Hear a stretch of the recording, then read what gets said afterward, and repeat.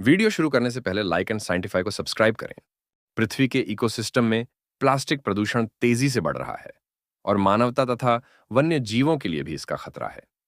संयुक्त राष्ट्र यूएन की एक रिपोर्ट में कहा गया है कि अगर हम इससे नहीं निपटे तो स्वास्थ्य और पर्यावरण के लिए परिणाम भयावह होंगे।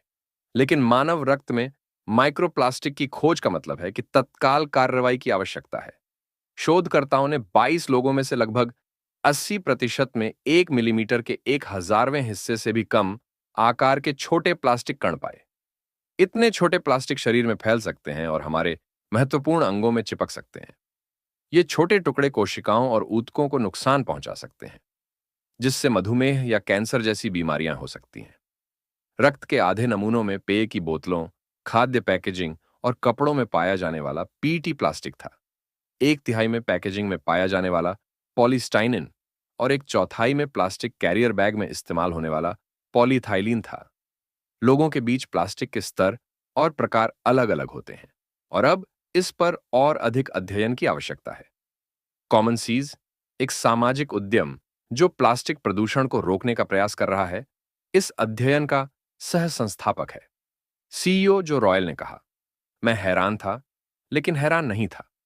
हम पहले से ही जानते थे कि मानव प्लेसेंटा और अंगों में माइक्रोप्लास्टिक पाए गए हैं। शरीर को इन कणों को तोड़ना मुश्किल लगता है। वे एक भड़काऊ प्रतिक्रिया का कारण बनते हैं और पुरानी बीमारी से जुड़े होते हैं।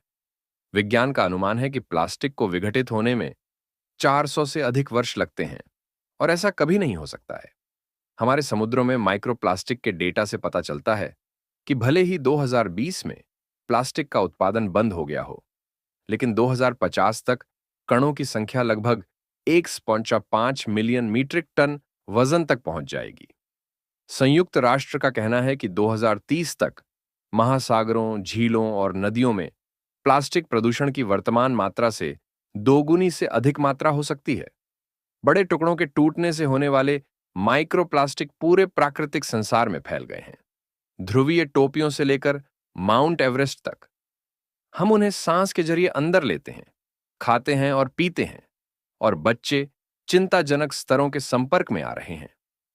वैज्ञानिकों ने यह भी पाया है कि माइक्रोप्लास्टिक बैक्टीरिया और परजीवियों को आकर्षित करते हैं, जो बीमारी का कारण बनते हैं। उन्हें जमीन से समुद्र में ले जाते हैं। ये रोगाणु वन्य जीवों और लोगों दोनों के लिए खतरा है, जो हमारे पानी और भोजन में समा जाते हैं।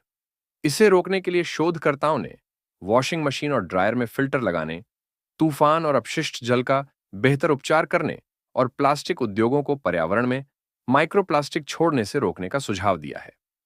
रॉयल ने कहा, यह स्पष्ट है कि माइक्रोप्लास्टिक से निपटने और स्वास्थ्य समस्याओं को रोकने का सबसे अच्छा तरीका यह सुनिश्चित करना है कि वे हमारे पर्यावरण में पहले स्थान पर न फेंके जाएं। इसलिए हमें नेताओं और व्यवसायों को प्लास्टिक कचरे के जीवन चक्र के दौरान इसकी जिम्मेदारी लेने की आवश्यकता है। प्लास्टिक उत्पादों की आपूर्ति करने वाली तेल और गैस कंपनियों ने पिछले 50 वर्षों से हर दिन लगभग $3 बिलियन का मुनाफा कमाया है। जीवाश्म ईंधन और पेट्रोकेमिकल उद्योग अगले 20 वर्षों में प्लास्टिक उत्पादन का विस्तार करने और उत्पादन को दोगुना करने की योजना बना रहा है। लेकिन विश्लेषकों का कहना है कि यह उल्टा पड़ेगा, क्योंकि लोग, सरकारें और उद्योग पर्यावरण की रक्षा के लिए प्लास्टिक को अस्वीकार कर देंगे। बड़े ब्रांड प्लास्टिक पैकेजिंग को कम कर रहे हैं और विकल्पों की ओर रुख कर रहे हैं।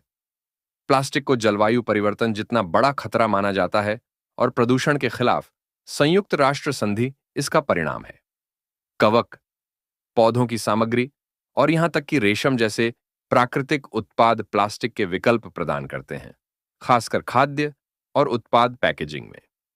लेकिन संयुक्त राष्ट्र का मानना है कि हम समस्या से निपटने के लिए सिर्फ रिसाइकलिंग का रास्ता नहीं अपना सकते। तत्काल कमी और उद्योग में बदलाव की जरूरत है। जैसा कि रक्त माइक्रोप्लास्टिक अध्ययन से पता चलता है, यह बदलाव तेजी से होना चाहिए, क्योंकि जिस दर से हम अपने शरीर में प्लास्टिक को अवशोषित करते हैं, वह दर उससे कहीं ज्यादा है जिस दर से हम इसे खत्म करते हैं, और इसके लिए पूरे ग्रह पर प्रतिक्रिया की जरूरत है। आप इस बारे में क्या सोचते हैं? कृपया कमेंट करें। Thank you.